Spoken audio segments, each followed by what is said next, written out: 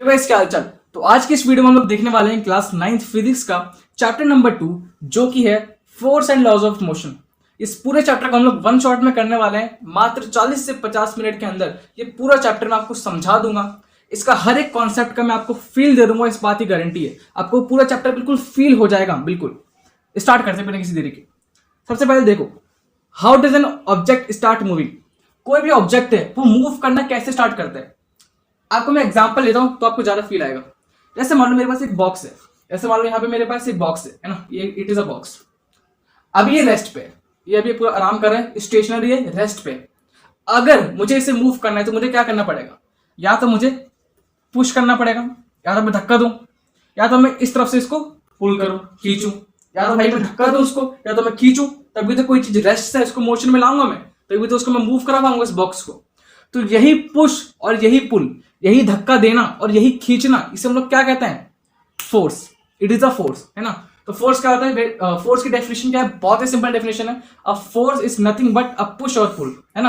Push करना, धक्का देना या फिर खींचने को हम लोग क्या बोलते हैं, फोर्स बोलते हैं। जैसे यहाँ पे ये देखो, ये दो बच्चे हैं, है ना, ये चिंटू, ये बेचारा चिंटू, है ना, ये मिंटू, दो बच्चे हैं, है ना।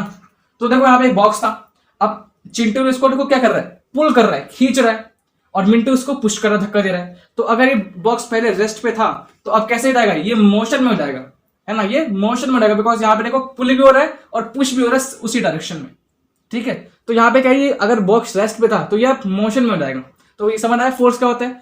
Force is nothing but a push और पुल, धक्का देना या फिर खींचने को हम लोग क्या बोलते हैं, फोर्स बोलते हैं। ओके भैया, समझ आ गया। यहाँ पे देखो डेफिनेशन दोबारा लिखिए, what is a force. Force क्या होता है, व्हेनेवर वी पुश और pull an object, a force acts upon them and makes them move from one place to another, है ना। तो कोई भी चीज है उसको अगर एक प्लेस से दूसरे प्लेस पे ले जाना है तो उस पर फोर्स लगानी पड़ेगी, उस पर फोर्स लगानी पड़ेगी। जैसे मैं तुम्हें एग्जांपल दिया था कि मान लो ये बॉक्स है, रेस्ट पे था। अब मान लो इसको मुझे यहाँ पे लेके आना है, तो क्या अपने आप आ जाएगा, अपने आप थोड़ी नहीं आ पाएगा। या तो मुझे इसको खींचना पड़ेगा या तो मुझे धक्का देना पड़ेगा।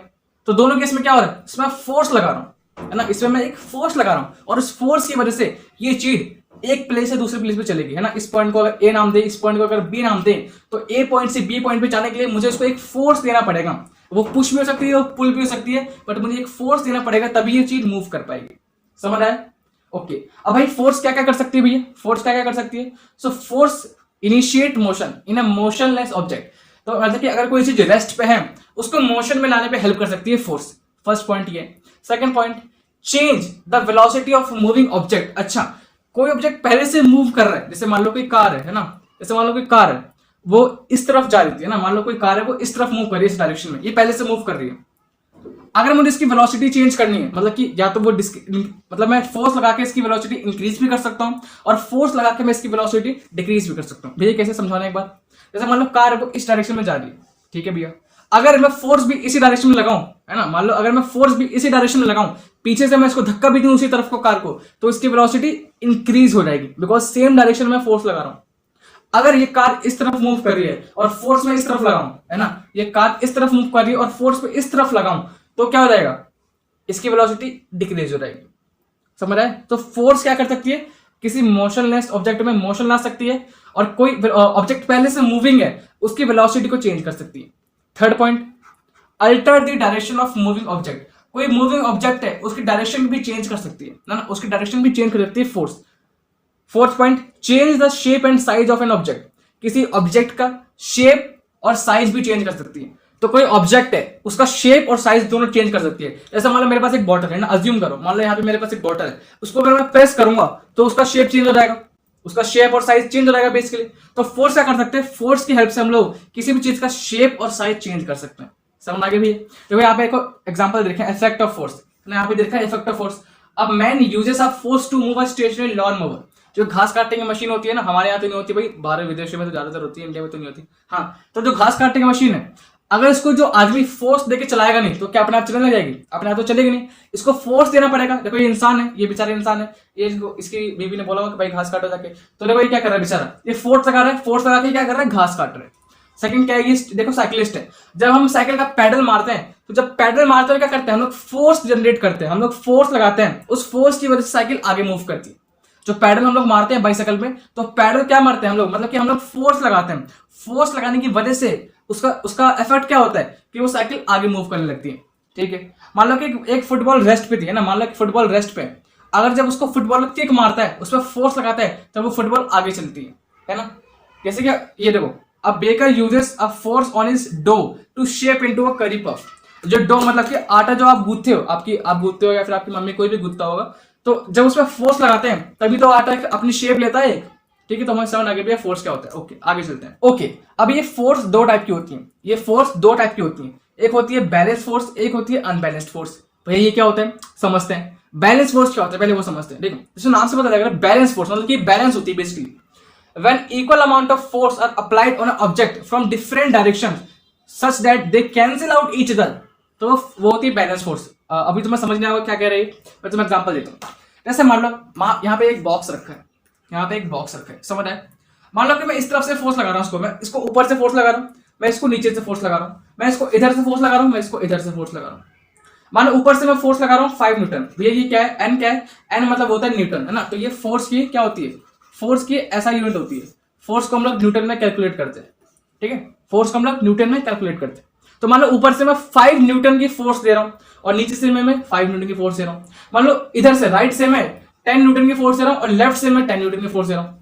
अब यहां पे होगा क्या, देखो, इधर से ऊपर से 5 न्यूटन दिया फोर्स मैंने, नीचे से 5 न्यूटन दिया, तो ये ऊपर से 5 न्यूटन और नीचे वाले 5 न्यूटन आपस में कैंसिल आउट हो जाएंगे।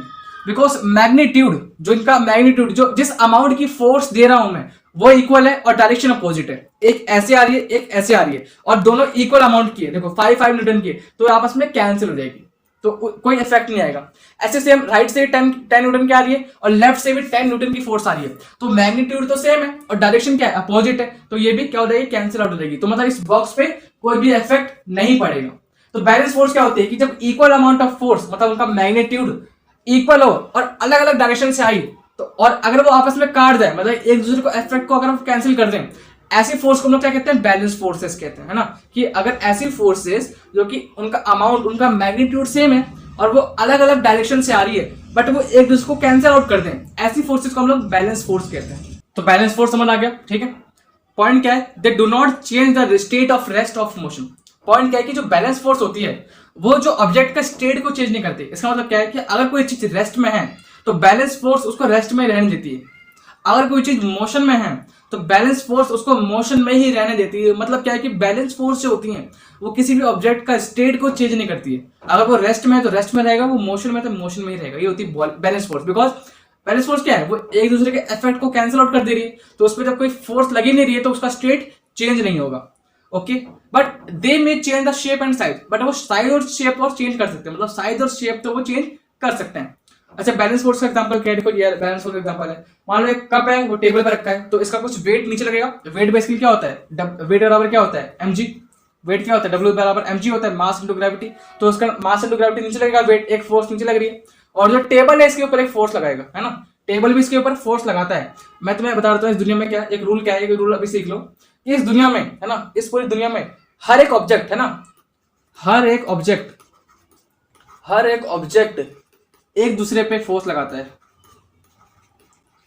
हर एक ऑब्जेक्ट एक दूसरे पर फोर्स लगाता है, ये बात याद रख लेना हमेशा के लिए। हर एक ऑब्जेक्ट एक दूसरे ऑब्जेक्ट पे फोर्स लगाता है ना। ये वाला जो मेरा हाथ है वो इस वाले हाथ से फोर्स लगा रहा है।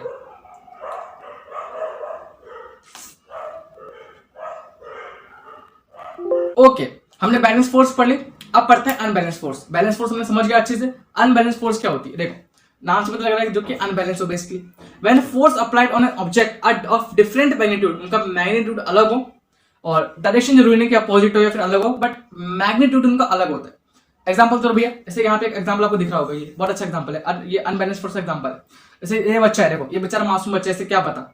देखो ये बच्चे क्या सोच रहा है, ये बच्चा सोच रहा है कि यार मैं सामने एक तरफ मैं बैठ जाता हूँ और एक तरफ मैंने सेब रख दिया और क्या ये कुछ भी रख दिया, पता नहीं मोमबत्ती कुछ भी रख दिया, है ना। तो इस बच्चे बहुत ही मासूम बच्चा है, अभी सोच रहा है कि भाई एक तरफ सेब है और एक तरफ है मैं बैठ के झूले झूल लूंगा।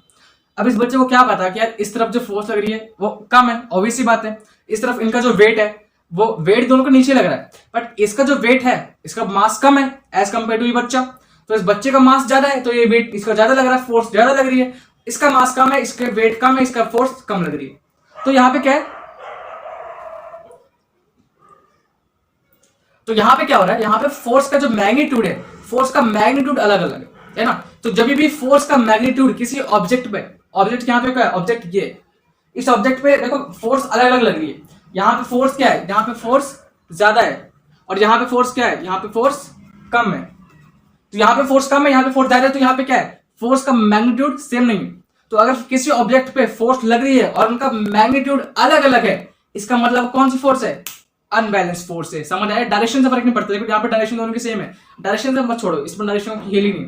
अगर फोर्स का मैग्नीट्यूड अलग है, दैट मींस उस पे that is the unbalance force. समझ आ गया, बहुत ही इजी से समझ आ गया, अच्छे से समझ आ गया मैं तो, ठीक है। अच्छा, अब अनबैलेंस फोर्स क्या कर सकती है, ये चेंज कर सकती है state. Balance force state change नहीं करती है, बैलेंस फोर्स क्या करती है, अगर रेस्ट पे तो रेस्ट पे रहने देती है, अगर वो चीज मोशन में तो उसको मोशन में रखती है। बट जो अनबैलेंस फोर्स है वो ऑब्जेक्ट का स्टेट चेंज कर सकती है, मतलब अगर वो रेस्ट में था तो उसको मोशन में ला सकती है, और अगर वो मोशन में था तो उसको रेस्ट में ला सकती है। ये स्टेट चेंज कर सकती है। जैसे एग्जांपल देना, जैसे सेम एग्जांपल ये वाला, इसमें क्या देखो, ये झूला था, ये पहले रेस्ट पे रहा होगा, अरे मान लो पहले झूला रेस्ट पे रहा होगा, अब इस बच्चे ने इस तरफ फोर्स लगाया, ये बैठा तो इस तरफ फोर्स लगा, और इस तरफ भी फोर्स लगा, बट ये क्या है, फोर्स कम है, और बेसिकली अनबैलेंस फोर्स लगा। तो इस अनबैलेंस फोर्स की वजह से ये पहले ऑब्जेक्ट जो रेस्ट में था अब क्या है, मोशन में आ गया।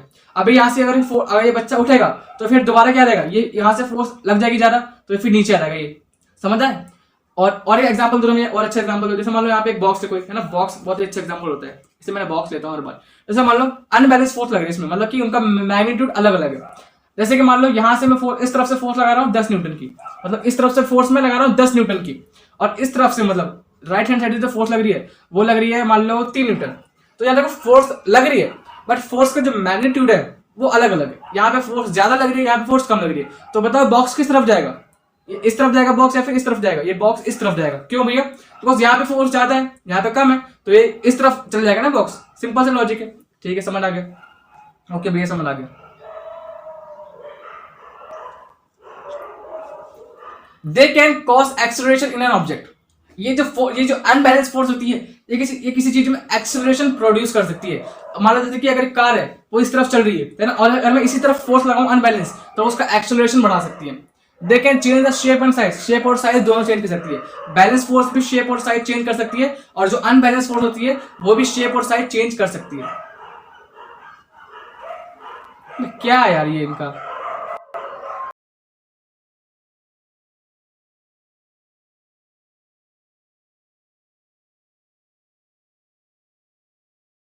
बैलेंस फोर्स समझ गए, अनबैलेंस फोर्स समझ गए। अब ये बताओ फोर्स ऑफ फ्रिक्शन क्या है, ये फ्रिक्शन फोर्स क्या है। हमने बहुत बार टीचर्स ने हमें बताया friction force, friction force, friction force, but what is this friction force. Friction force होती क्या है, ओके देखो, it is a force exerted when two surfaces are in contact with each other. First of all इसको क्या लिखा है point, कि एक ऐसी फोर्स होती है जब दो सरफेस आपस में कांटेक्ट में आते हैं, मतलब it is a contact force. अभी देखो हमने क्या पढ़ा था, अभी दो टाइप्स की फोर्स पढ़ी थी हमने, बैलेंस फोर्स और अनबैलेंस फोर्स। बट और भी काइंड्स की फोर्स होती है, like contact force, non contact force. Contact forces कौन सी होती हैं, जब सरफेस आपस में कांटेक्ट में होती है उस टाइम अगर कोई फोर्स लग रही होती है तो उसे हम लोग कहते हैं कांटेक्ट फोर्स। जैसे friction, friction is an example of contact force. Contact force क्या होती है भैया, अगर दो सरफेस आपस में कांटेक्ट में आते हैं उस टाइम अगर कोई फोर्स लगती है उसे हम लोग कहते हैं कांटेक्ट फोर्स। जैसे कि फोर्स ऑफ फ्रिक्शन है, फोर्स ऑफ फ्रिक्शन कब होती है, जब दो सरफेस आपस में कांटेक्ट में आएंगे। अगर दो सरफेस आपस में कांटेक्ट में नहीं है तो वहां पे फ्रिक्शन कभी नहीं लग सकता, है ना। फ्रिक्शन कब लगता है, जब दो सरफेस, दो ऑब्जेक्ट, दो आपस में कांटेक्ट में होते हैं, तभी वहां पे फ्रिक्शन लग सकता है। जैसे मान लो एक रोड है ना, और इसके ऊपर मैं बाइक चला रहा हूँ, या फिर मैं ही चल रहा हूँ, मान लो एक रोड के ऊपर मैं चल रहा हूँ, तो मेरे पैर लगातार रोड के साथ कांटेक्ट में, है ना, मेरे पैर लगातार रोड के साथ कांटेक्ट में, तो यहाँ पे फ्रिक्शन लग सकता है।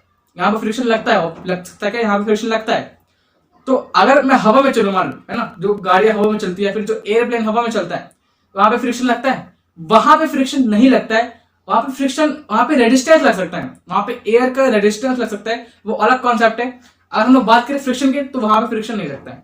समझ आई कॉन्सेप्ट, फ्रिक्शन कब लगेगा, जब दो सरफेस आपस में कांटेक्ट में होते हैं। ओके भैया, समझ आ गया। It always acts in direction opposite to the direction of motion. Okay, जिस तरफ मोशन हो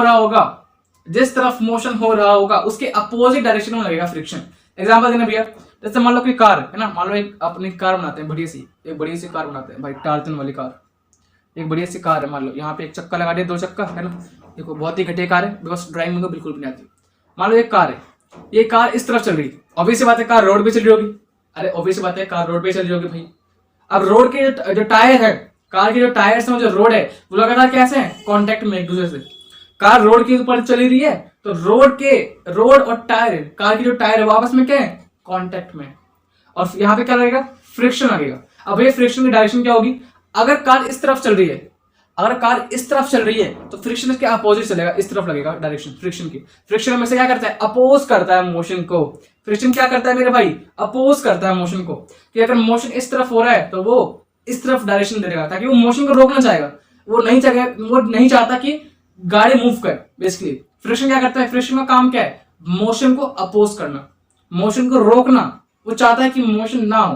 तो फ्रिक्शन कहाँ का काम करता है, जिस तरफ डायरेक्शन होती है मोशन की, जिस तरफ मोशन हो रहा होता है उसके अपोजिट डायरेक्शन में लगता है फ्रिक्शन, है ना। जैसे यहाँ पे मान लो ये बॉक्स रखा है और मैं इसको इस तरफ फोर्स दे रहा हूँ, है ना, अरे ये बॉक्स रखा था, मैं इसको इस तरफ से पुश कर रहा हूँ, फोर्स लगा रहा हूँ, तो ऑब्वियस सी बात है ये किस तरफ मोशन करेगा, इस तरफ मोशन करेगा। अरे यहाँ बॉक्स रखा था, यहाँ मैं फोर्स लगा रहा हूँ, तो इसी तरफ से मूव करेगा। तो फ्रिक्शन कहाँ लगती है, opposite to the direction of motion, motion जहां हो रहा है उसके अपोजिट डायरेक्शन में, तो फ्रिक्शन कहाँ लगेगा, इस तरफ लगेगा। Got it, clear. फ्रिक्शन क्या होता है, जब 2 सरफेस आपस में कांटेक्ट में आते हैं, उस तरफ उस टाइम एक फोर्स लगती है, और उसकी डायरेक्शन क्या होती है, डायरेक्शन ऑफ मोशन के अपोजिट, जिस तरफ मोशन हो रहा होता है उसके अपोजिट डायरेक्शन में लगती है फ्रिक्शन। समझ आ गया भैया, ओके। अब हम लोग पढ़ते हैं भैया गैलीलियो की ऑब्जर्वेशन, गैलीलियो के क्या ऑब्जर्वेशन थे वो पढ़ते हैं हम लोग, ओके। यहाँ पे आई होप क्लियर होगा, ये सब दिख रहा होगा आई गेस। तो गैलीलियो ने क्या ऑब्जर्वेशन दिया, He observed the motion of object on an inclined plane. उसने कुछ inclined plane लिया गैलीलियो अंकल ने, और वहां पे उन्होंने मोशन को ऑब्जर्व किया। When a marble is rolled down an inclined plane, its velocity increases. Simple सी बात है कि अगर कोई inclined plane है, inclined plane क्या होता है, एक एंगल पे प्लेन रखा है ना, एक थीटा एंगल पे एक प्लेन रखा है ना, किसी एंगल पे, उसे हम लोग कहते हैं इंक्लाइंड प्लेन, वो झुका हुआ है एंगल पे, उसे हम लोग कहते हैं इंक्लाइंड प्लेन। अगर ऊपर से मैं बॉल गिराऊं, यहाँ से मान लो मैं बॉल गिराऊं, ड्रॉप करूं, तो ऑब्वियसली बात है नीचे आते आते क्या हो जाएगा, उसकी वेलोसिटी क्या होगी, इंक्रीज होगी। सिंपल सा लॉजिक है यार, सिंपल देखो ना, ऊपर से अगर मैं बॉल गिराऊंगा तो जब बॉल नीचे आएगी तो उसकी वेलोसिटी क्या होगी, इंक्रीज होगी, ओके। अब देखो गैलीलियो ने क्या आर्गुमेंट दिए, गैलीलियो जो अंकल थे, चाचा अंकल हमारे, उन्होंने क्या आर्गुमेंट दिए अपने, आई होप कि आपको दिख रहा होगा स्क्रीन पे यार। When a marble is rolled down from left, है ना, मतलब कि कह रहा है कि यहां से अगर मैं मार्बल को, इस कंचे को, इस बॉल को ड्रॉप करूं तो it will go up on the opposite side of the same height, ये सेम हाइट पे जाके रुक जाएगा। गैलीलियो ने ये अपना ओपिनियन दिया कि अगर यहां से मार्बल को मैं ड्रॉप करूंगा तो ये सेम हाइट जाके वहां पे रुक जाएगा, okay. If the inclination of the plane is equal, मतलब इंक्लिनेशन मतलब क्या, अगर सेम एंगल पे प्लेन रखे, जैसे मान लो ये वाला प्लेन है, जैसे मान लो ये वाला प्लेन है, इसका एंगल थीटा सेम है और इसका एंगल भी क्या है, सेम है, थीटा दोनों का एंगल क्या है, सेम है। अगर एंगल सेम है इंक्लाइंड प्लेन का, तो अगर मैं यहां से बॉल ड्रॉप करूंगा, ये सेम हाइट पे जाके वहां पे बॉल रुकेगा, ये सेम हाइट पे जाके बॉल रुकेगा, ये उन्होंने आर्गुमेंट दिया, ओके।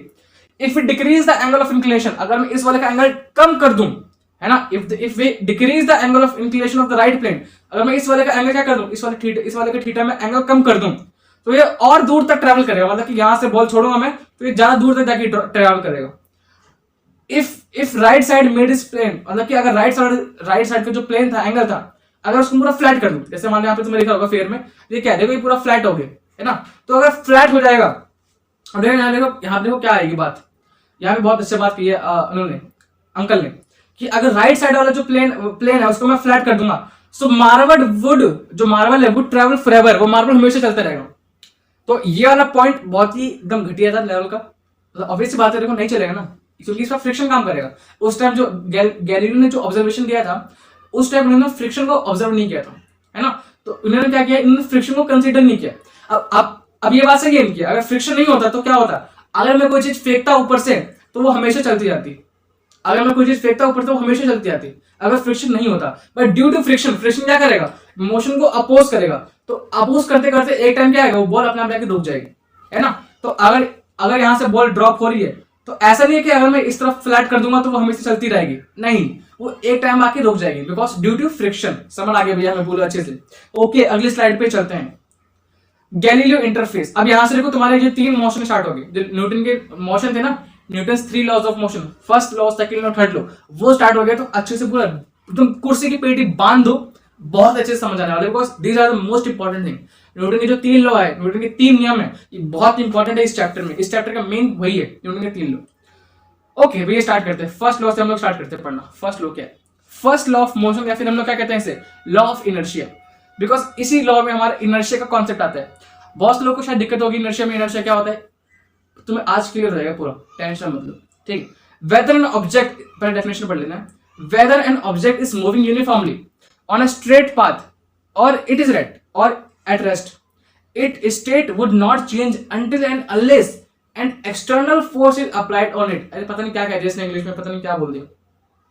एग्जांपल लेते हैं, देखो इसका कहने का मतलब क्या है इस लाइन का, कि अगर कोई चीज है, कोई भी ऑब्जेक्ट है ना, या तो वो रेस्ट में, मान लो कोई चीज है, मान लो एक बॉल है, अगर वो रेस्ट में है, या फिर कोई चीज है, मान लो कोई कार है वो मोशन में है ना, मान लो कार को अज्यूम करो कि मोशन में, अगर कोई चीज रेस्ट में है या फिर कोई ऑब्जेक्ट मोशन में है, वो अपनी स्टेट को चेंज नहीं करना चाहता।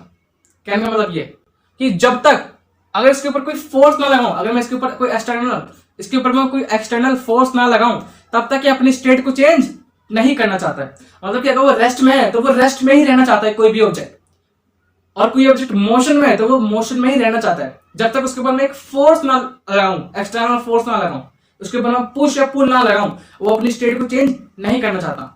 और इसी चीज को, जो ये चीज है ना, इसी चीज को हम क्या बोलते हैं, इनर्शिया। यही होगा इनर्शिया। यहां पर देखो लिखा होगा definition, hence we can say that object oppose a change in their state of motion और rest, this tendency of object to remain in the state of rest और keep moving is called inertia. मतलब क्या कहने का मतलब क्या है कि कोई भी ऑब्जेक्ट है वो अपनी स्टेट को चेंज नहीं करना चाहता। मतलब कि अगर वो रेस्ट में है तो वो रेस्ट में ही रहना चाहता है, अगर वो मोशन में तो वो मोशन में ही रहना चाहता है, वो अपनी स्टेट को चेंज नहीं करना चाहता। और इसी टेंडेंसी को जो ये अपोज करता है ना, चेंज, मतलब चेंज को अपोज करना, ये जो टेंडेंसी है, इसको हम लोग क्या बोलते हैं, इनर्शिया बोलते हैं। यही इनर्शिया आपका, कि कोई भी ऑब्जेक्ट नहीं चाहता कि अपनी स्टेट चेंज करे। अगर वो रेस्ट में तो वो रेस्ट में रहना चाहता है, अगर वो मोशन में तो वो मोशन में रहना चाहता है। इसी टेंडेंसी को हम लोग क्या बोलते हैं, इनर्शिया बोलते हैं। अब इसके ऊपर कुछ एग्जांपल देख लेते हैं। जैसे मान लो ये फुटबॉल थी, है ना, ये फुटबॉल क्या थी, रेस्ट पे थी। पहले फुटबॉल रेस्ट पे थी, तो ये क्या चाहती है, ये रेस्ट पे है। मैंने बताया ना इनर्शिया क्या होता है, कि कोई भी चीज है, कोई भी ऑब्जेक्ट है, वो अपनी स्टेट को चेंज नहीं करना चाहता। इसी चीज को हम लोग क्या बोलते हैं, इनर्शिया बोलते हैं। इसी टेंडेंसी को क्या बोलते हैं, इनर्शिया बोलते हैं। तो ये फुटबॉल क्या थी, ये रेस्ट पे रहना चाहती थी। बट एक कॉन्सेप्ट क्या है, न्यूटन फर्स्ट लॉ क्या कहता है, कि वो तब तक चेंज नहीं होगा जब तक उस पर कोई एक्सटर्नल फोर्स ना लगे। तो यहाँ पे क्या एक्सटर्नल फोर्स लगाई है किसने, किसी पर्सन ने लगाई होगी। किसी पर्सन ने देखो इसको किक किया, पैर से इसको किक किया, तो एक एक्सटर्नल फोर्स लगा, एक पुश लगा। उस एक्सटर्नल फोर्स की वजह से ये क्या है, अपनी स्टेट चेंज कर दी। ये देखो रेस्ट में था, यहाँ पे इसने मोशन में आ गए, है ना। तो कोई भी ऑब्जेक्ट है वो तब तक अपनी स्टेट चेंज नहीं करना चाहता जब तक उसके ऊपर एक कोई एक्सटर्नल फोर्स ना लगे। ये न्यूटन का फर्स्ट लॉ है, कि वेदर कि कोई भी चीज है वो अपना स्टेट तब तक चेंज नहीं करेगी जब तक अनटिल एंड अनलेस, है ना, अनटिल एंड अनलेस उसके ऊपर कोई एक्सटर्नल फोर्स ना लगे। समझ आगे चलते हैं। ओके अब कुछ इनर्शिया के एग्जांपल देख लेते हैं। इनर्शिया हमने समझ लिया कि कोई भी बॉडी वो रेस्ट पे तो रेस्ट पे रहना चाहती है, कोई बॉडी मोशन में तो मोशन में ही रहना चाहती है। इसी टेंडेंसी को इनर्शिया बोलते हैं। कुछ एग्जांपल देख लेते हैं इसके। फर्स्ट एग्जांपल क्या है, we fall back when a vehicle start moving in the forward direction because our body is in rest state and it opposes the motion of vehicle. देखो कभी जब भी तुमने ऑब्जर्व किया होगा, कभी तुम बस पे चढ़ते हो या फिर तुम ट्रेन में जाते हो, है ना, तो जब मान लो कि तुम खड़े हो गए, है ना, जाके तुम आराम से खड़े हो गए, तुम जाके जब खड़े हुए तो तुम्हारी बॉडी क्या है, रेस्ट में चलेगी। और हमारी बॉडी क्या है, हमारे कोई भी ऑब्जेक्ट क्या है कि वो अपनी स्टेट को चेंज नहीं करना चाहता। तो जब तुम रेस्ट में थे, जब तुम बस पर आके खड़े हुए थे, तुम्हारी बॉडी रेस्ट में थी उस टाइम, और वो क्या चाहती है कि वो रेस्ट में रहे, वो मोशन को अपोज करेगी। बट जब बस जैसे आगे बढ़ती है तो हमारी बॉडी तो रेस्ट में थी, बट उस पर एक फोर्स लग रही है। उस फोर्स की वजह से क्या हो गया, हम लोग पीछे गिर जाते हैं। क्यों गिरते हैं पीछे, तो हम लोग रेस्ट में रहना चाहते हैं। हमारी बॉडी क्या चाहती है कि रेस्ट में रहे, बट उस पर एक जब वो एक्सीलरेशन लगा आगे, तो जो एक्सीलरेशन लगा, जो बॉडी फोर्स बस आगे चली, उसकी वजह से हम लोग पीछे गिर जाते हैं, है ना। तो ये इनर्शिया की वजह से होता है, बिकॉज हमारी बॉडी चाहती है रेस्ट में रहे, बट उस टाइम काम नहीं करता इनर्शिया। सेकंड पॉइंट क्या है, we fall forward when brakes applied in the car. जब कार में ब्रेक अप्लाई होते हैं, तुमने कई बार देखा होगा, जब कार में ब्रेक अप्लाई होते हैं तो अचानक से हम लोग आगे की तरफ जाते हैं। क्यों, बिकॉज जब कार चल रही होती है आराम से कार चल रही है, मन से चल रहा है आराम से, तो उस टाइम क्या हम लोग रेस्ट में। अब अचानक से जब ब्रेक लगती है तो हमारी बॉडी कैसी है, हमारी बॉडी तो रेस्ट में थी, बिल्कुल हमारी बॉडी तो क्या थी, रेस्ट में थी। बट जैसे ब्रेक लगती है तो उस टाइम कार पहले चल रही थी बट हमारी बॉडी तो रेस्ट में थी, बट जैसे कार रुक जाती है तो हमारी बॉडी रेस्ट में थी, तो वो क्या करती है, ड्यू टू इनर्शिया हमारी बॉडी अपनी स्टेट चेंज नहीं करना चाहती, उसकी वजह से हम लोग आगे फॉल कर जाते हैं। समझ आए? तुमने एग्जाम्पल आराम से देखी होगी, समझ आ गया होगा। चलते हैं आगे। ओके, इनर्शिया और मास, इनर्शिया का मास का रिलेशन क्या है? देखो, इनर्शिया का कोई फॉर्मूला नहीं है, इनर्शिया का कोई फॉर्मूला नहीं है, बट इनर्शिया डिपेंड करता है किसी चीज पे। किस पे करता है? मास पे, है ना। Inertia of an object is dependent upon its mass, कि कोई भी ऑब्जेक्ट का मास है उसके ऊपर उसका इनर्शिया डिपेंड करेगा। अगर मास ज्यादा है तो इनर्शिया भी ज्यादा होगा, याद कर लो। अगर मास ज्यादा है तो उसका इनर्शिया भी ज्यादा होगा। Lighter objects have less inertia, मतलब कि हल्के ऑब्जेक्ट के पास हल्का इनर्शिया होता है, तो वो अपनी स्टेट को चेंज कर सकते हैं इजीली।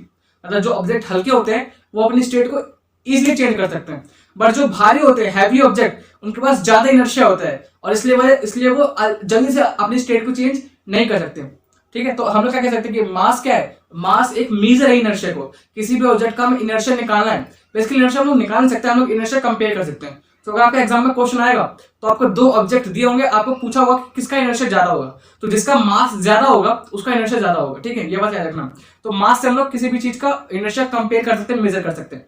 जैसे यहाँ पे एग्जाम्पल आपको देखना होगा, एग्जाम्पल में, इस एग्जाम्पल में क्या है, एक बाल्टी लटका रखी है दो, ये वाली बाल्टी क्या है, ये वाली बाल्टी एम्प्टी है, ये वाली बाल्टी खाली है, और इसमें क्या है, इसमें सैंड भरा हुआ है, मिट्टी भरी हुई है। ऑब्वियसली बात है इसका मास क्या होगा? ज्यादा होगा, बिकॉज इसके अंदर मिट्टी का भी वजन आ गया, भार आ गया। ये क्या हल्की होगी, इसका मास क्या होगा? इसका मास क्या होगा? कम होगा।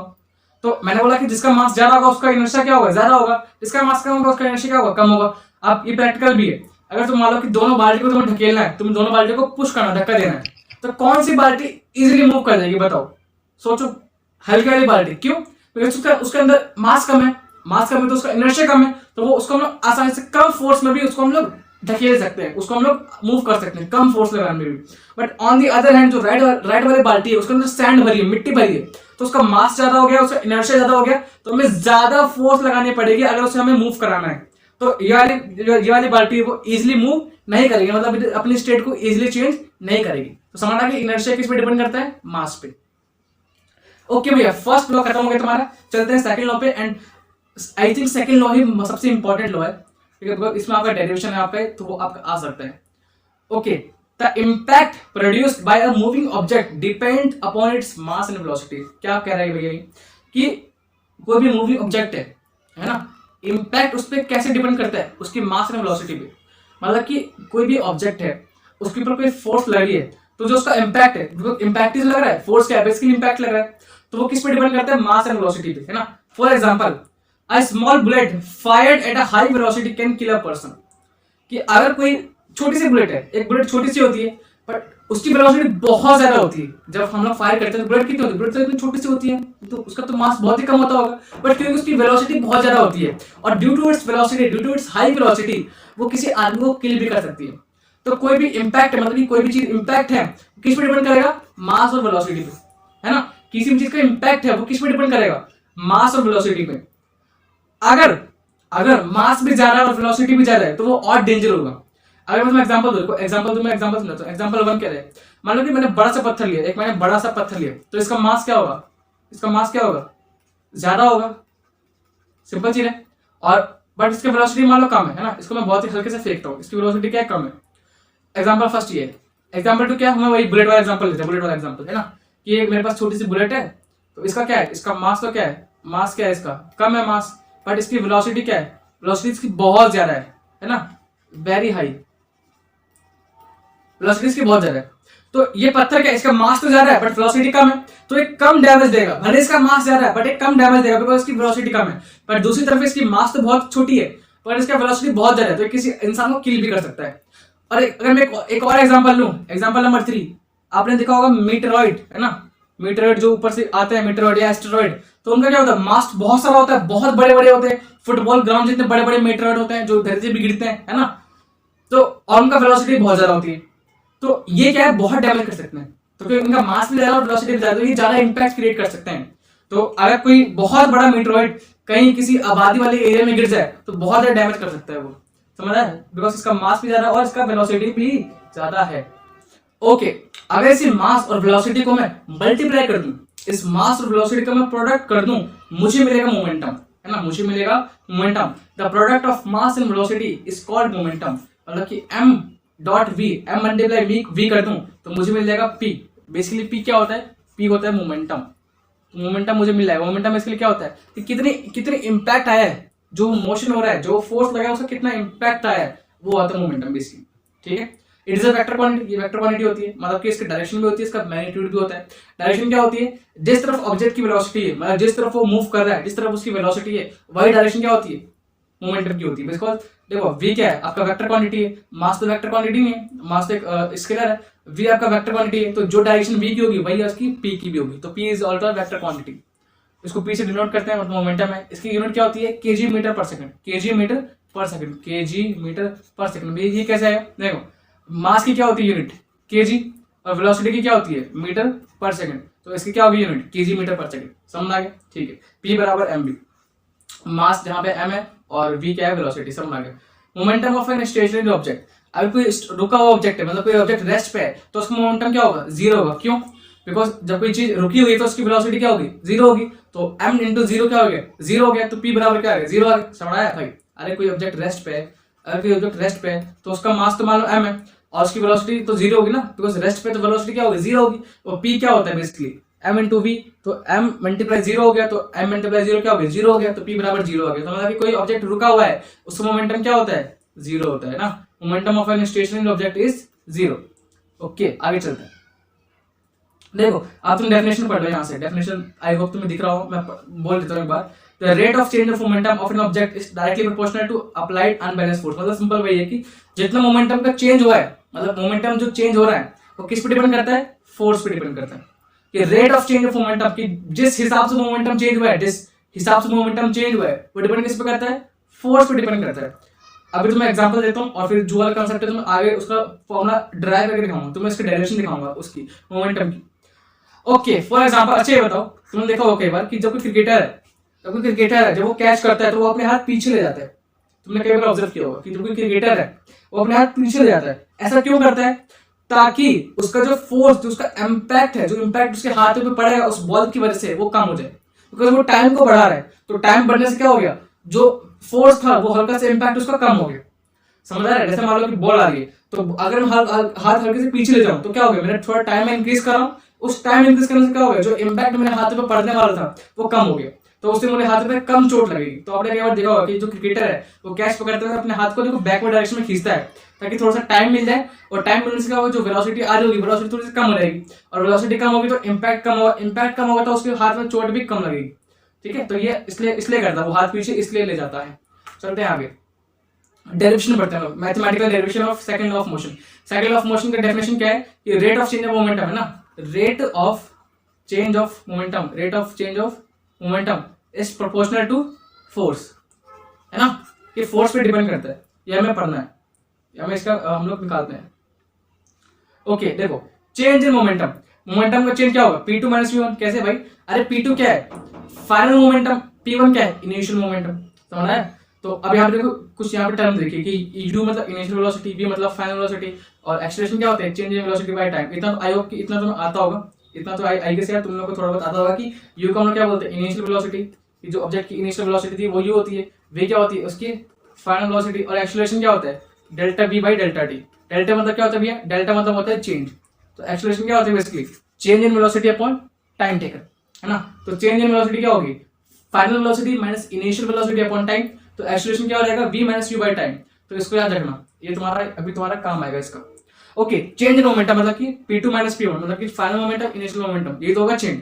ओके, तो मोमेंटम का फॉर्मूला क्या होता है, मोमेंटम का फॉर्मूला होता है भाई mv, है ना। तो फाइनल मोमेंटम क्या होगा, mv2, बिकॉज मास तो कांस्टेंट, मास तो सेम रहता है, मास तो चेंज नहीं होगा। तो फाइनल मोमेंटम क्या होगा, mv माइनस इनिशियल क्या होगा, mu, बिकॉज इनिशियल वेलोसिटी क्या थी, इनिशियल वेलोसिटी u थी। तो mv माइनस mu, यहाँ से क्या है, m कॉमन आ गया, m मैंने बाहर ले लिया, अंदर क्या बच गया, v माइनस u। यहाँ से m कॉमन ले लिया मैंने, बाहर ले लिया, अंदर क्या बच गया, m माइनस v। ओके, अच्छा ये बताओ हमने क्या, उसने डेफिनेशन में क्या बोला था, उसने यहाँ पे डेफिनेशन में क्या बोला था कि rate of change of momentum, है ना, rate of change of momentum. जहां भी वर्ड आ जाए ना रेट, जहां भी वर्ड आ जाए रेट, तो रेट मतलब क्या है कि उसको हम लोग टाइम से कंपेयर कर रहे हैं। जहां भी वर्ड आ जाए ना रेट, कि rate of this, rate of change of momentum, मतलब कि उसको हम लोग टाइम से डिवाइड कर रहे हैं, टाइम से कंपेयर कर रहे हैं। तो यहाँ पे रेट का मतलब क्या होगा कि इसको हम लोग बाई टी लगा रहे हैं, बिकॉज रेट का मतलब क्या होता है, टाइम से उसको कंपेयर करना। तो rate of change in momentum मतलब कि एम वी माइनस यू ये तो यहीं से ले लिया अपन टी कर दिया। यहाँ पे हमने एक डेफिनेशन में एक और चीज पढ़ी थी कि जो rate of change in momentum है ये किसके प्रोपोर्शनल होता है, फोर्स के, है ना। Rate of change in momentum किसके प्रोपोर्शनल होता है, फोर्स के। तो मतलब कि किसके प्रोपोर्शनल होगा, फोर्स के। देखो ना rate of change in momentum किसके प्रोपोर्शनल होता है, फोर्स के। तो इसके हमने क्या लिख दिया, फोर्स लिख दिया।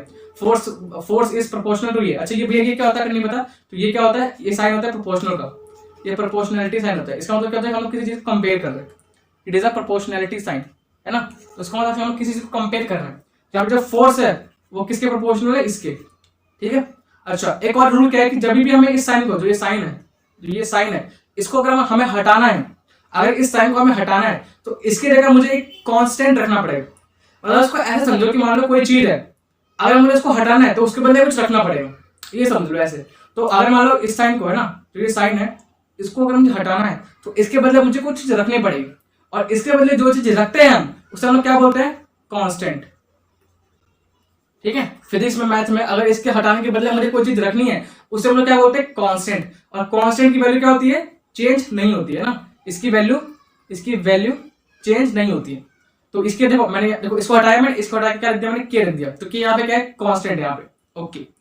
अब अगर के बराबर 1 है ना, के बराबर 1 कैसे आएगा, जब मास 1 kg लिया मैंने और वेलोसिटी भी 1 मीटर पर सेकंड स्क्वायर है, मतलब एक्सीलरेशन सब कुछ, तो फिर उस टाइम के बन जाएगा। तो अगर के की जगह हम लोग 1 रख देते हैं बेसिकली, तो सीधा फोर्स बराबर क्या आ जाएगा, M V minus U by T. और ये V minus U by T क्या होता है, अभी हमने पहले जो मैं बताया ना कि इसको याद रखना कि V minus U by T क्या होता है, एक्सीलरेशन होता है। तो इसकी जगह V minus U by T की जगह मैं क्या दे सकता हूँ, एक्सीलरेशन ले सकता हूँ। तो फोर्स बराबर क्या आ गया, एम ए, फोर्स बराबर एम आ गया। तो ये आपका फाइनल फॉर्मूला है जो कि बहुत ज्यादा इंपॉर्टेंट फॉर्मूला है। तो लास्ट में आपको याद क्या रखना है, बेसिकली फोर्स बराबर एम है ना, लास्ट में आपको इतना याद रखना है, फोर्स बराबर एम है, एफ बराबर एम है, एम इज इक्वल एफ बराबर एम है, force is equal to mass into acceleration. इसकी यूनिट क्या होती है, इसकी यूनिट मेरा सॉरी इसकी यूनिट क्या होती है, न्यूटन। मैंने आपको बताया था शुरुआत में कि फोर्स की यूनिट क्या होती है, न्यूटन होती है ना, या फिर केजी मीटर पर सेकंड स्क्वायर, वो भी याद रख सकते हो, बट न्यूटन याद रखो, सिंपल रहेगा।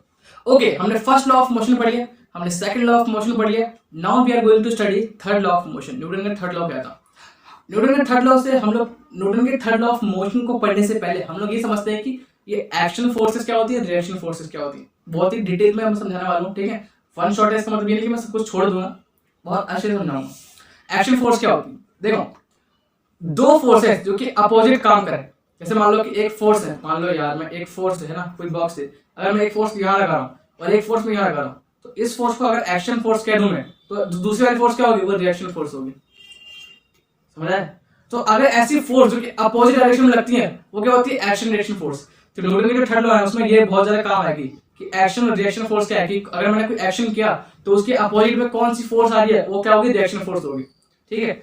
फॉर एग्जांपल, अब ball when hits the ground, मान लो एक बॉल है, जब वो ग्राउंड को हिट करती है ना, तो वो वापस उछल के भी आती है। और कैसे उछल के आती है, बिकॉज ग्राउंड उसके ऊपर दोबारा फोर्स लगाता है, समझो इस बात। जैसे मान लो कि बॉल है, वो ग्राउंड को हिट करती है, तो बॉल ग्राउंड के ऊपर फोर्स लगा रही है, तो वापस में जो ग्राउंड है वो उसके ऊपर फोर्स लगाएगा। मैंने तुमसे शुरुआत में कहा था, लेक्चर की शुरुआत में तुमसे एक पॉइंट कहा था कि इस दुनिया में कोई भी दो चीज है वापस में फोर्स लगाती है, इस दुनिया में कोई भी दो ऑब्जेक्ट है आपस में कोई ना कोई फोर्स लगाते हैं। सेम चीज यहाँ लगेगी कि ग्राउंड, जब बॉल ग्राउंड में फोर्स लगाएगी तो ग्राउंड बॉल भी दोबारा फोर्स लगाएगा, और उस फोर्स की वजह से बॉल दोबारा ऊपर आती है उछल के। जब बॉल को मैं नीचे मारता हूँ दोबारा उछल के आती है वो, बिकॉज बॉल ने ग्राउंड को हिट किया, फोर्स लगाई, और ग्राउंड ने फिर बॉल पे फोर्स लगाया, जिसकी वजह से वो ऊपर आए। तो ये कौन सी फोर्स होगी, एक्शन रिएक्शन फोर्स होगी। ओके बेस समझ आ गया। अच्छा इसकी स्टेटमेंट पढ़ लेते हैं थर्ड लॉ ऑफ मोशन की।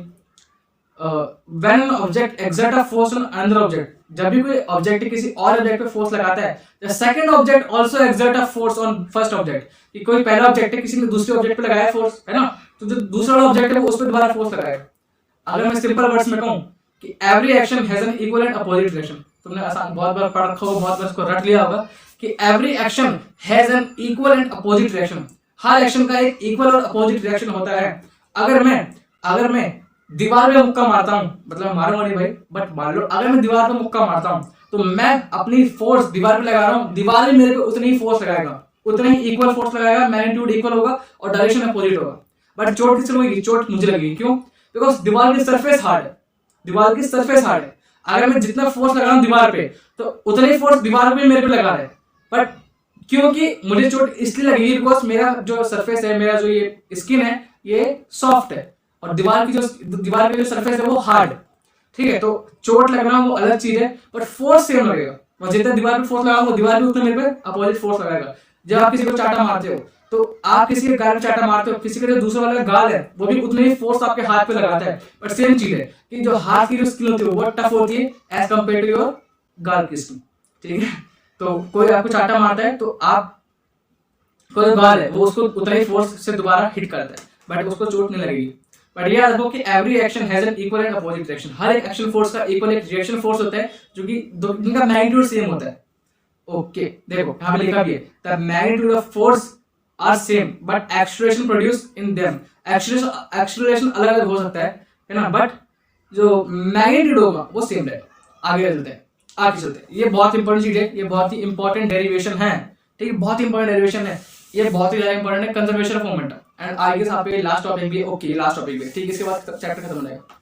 कंजर्वेशन ऑफ मोमेंटम, मोमेंटम का कंजर्वेशन। मोमेंटम में पढ़ लेगा होता है, मोमेंटम क्या होता है m मल्टीप्लाई v। मोमेंटम क्या होता है m मल्टीप्लाई v, है ना। मास और वेलोसिटी का हम लोग अगर मल्टीप्लाई करें तो हमें p मिलता है, मोमेंटम मिलता है। अच्छा, लॉ ऑफ कंजर्वेशन को, एक कंजर्वेशन ऑफ मोमेंटम मतलब कि मोमेंटम, इसका देखो इस लॉ के मुताबिक क्या होता है कि मोमेंटम हमेशा कंजर्व रहेगा, कि मोमेंटम हमेशा कंजर्व रहेगा, मोमेंटम कभी डिस्ट्रॉय नहीं होता। जैसे आपको law of conservation of mass है कि मास can nether be created nor be destroyed, same यही लॉ है कि law of conservation of momentum क्या है कि मोमेंटम हमेशा कंजर्व रहेगा, वो कभी चेंज नहीं होगा। तो इसका एग्जांपल समझते हैं। एग्जांपल क्या है, तो ये बॉल ए है, इसका मास m1 है, ये बॉल बी है, इसका मास m2 है। इसकी मान लो इनिशियल वेलोसिटी, जिस वेलोसिटी से चल रहा था वो u1 है, इसकी इनिशियल वेलोसिटी u2 है। जब ये आपस में टकराए, जब इनका कोलिजन हुआ तो उस टाइम क्या होगा, मान लो जब ये आपस में टकराए होंगे तो जो बॉल बी है वो ए वाले के ऊपर फोर्स लगाएगा, जो ए बॉल है वो बी वाले के ऊपर फोर्स लगाएगा। हर एक फोर्स का एक्शन और इक्वल रिएक्शन होता है। थर्ड लॉ में पढ़ा था कि every action has an equal and opposite reaction. तो जब ये कोलिजन होंगे तो ये जो एफ बी ए है, मतलब कि ए पे force due to B, B इस पे फोर्स लगाएगा इस तरफ, और जो ए है वो इस पे फोर्स लगाएगा। ठीक है, अच्छा आफ्टर कोलिजन, कोलिजन के बाद क्या होगा, दोनों अलग अलग हो जाएंगे और किस बात है टकराने के बाद फिर दोबारा अलग हो जाएंगे। तो उस टाइम इसका जो वेलोसिटी है वो v1 ले ली, इसकी वेलोसिटी फाइनल वाली v2 ले ली। तो यहाँ पे हमें सारा डेटा हमारे पास है।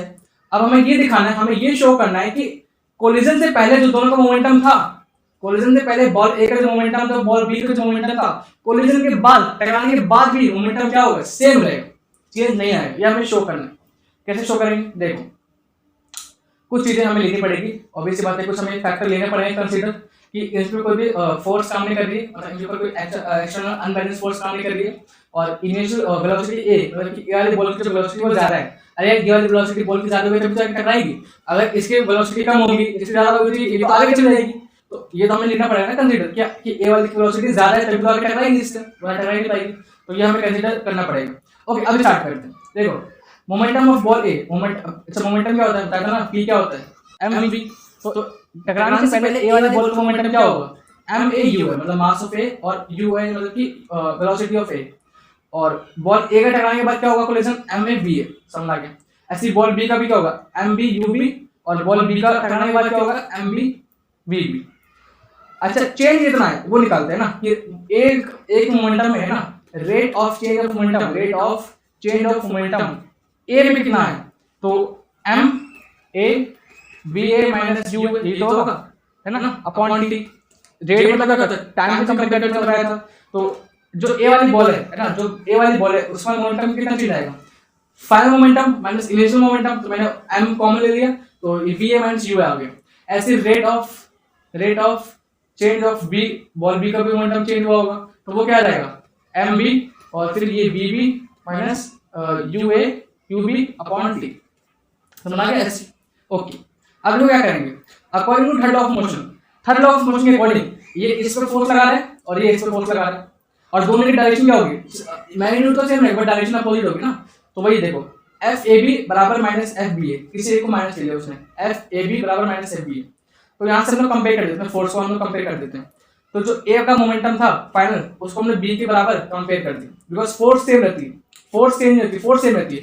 तो उसके हिसाब से हमने कंपेयर कर दिया इसको कि ये बराबर इसके आगे।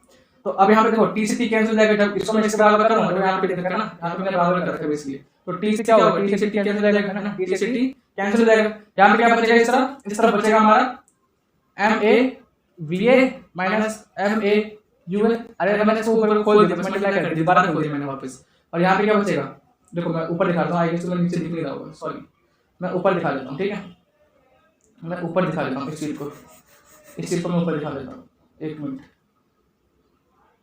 यहाँ दिखा देता हूँ मैं, ठीक है, कि इसको मैं खोल रहा हूँ बेसिकली, तो यहाँ क्या बचेगा, M A B A minus M A U A, और इस तरफ क्या बचेगा, M B V B minus M B U B, है ना, समझ आ गया। अब तुम्हें क्या करना है, इनको मतलब इसको, इस वाले को मैं इस तरफ भेज दूंगा, है ना, और इसको मैं इस तरफ ले आऊंगा, सिंपल, ये मतलब इनिशियल जो वेलोसिटी थी हम लोग, इनिशियल वाली वेलोसिटी वो एक तरफ ला रहे हैं बेसिकली, है ना, तो वही आ जाएगा आपका, फिर क्या रहेगा कि M A B A plus M B B आ गया, और इस तरफ क्या रहेगा, M A U A plus M B U B, तो जो फाइनल वेलोसिटी आ गई, फाइनल जो मोमेंटम है एम बी, जो बी बी आ रहा है ना, बी दोनों में आ रहा है, तो जो फाइनल मोमेंटम है दोनों बॉल का, और जो इनिशियल मोमेंटम वो क्या आ गया, जीरो आ गया, और बराबर आ गया, सॉरी जीरो नहीं, माफ करना, दोनों का जो मोमेंटम है बराबर आ गया, तो हमने प्रूव कर दिया कि कोलिजन से पहले जो मोमेंटम था और कोलिजन के जो बाद मोमेंटम है वो क्या हो गया, इक्वल हो गया, तो मतलब एक मोमेंटम कंजर्व है।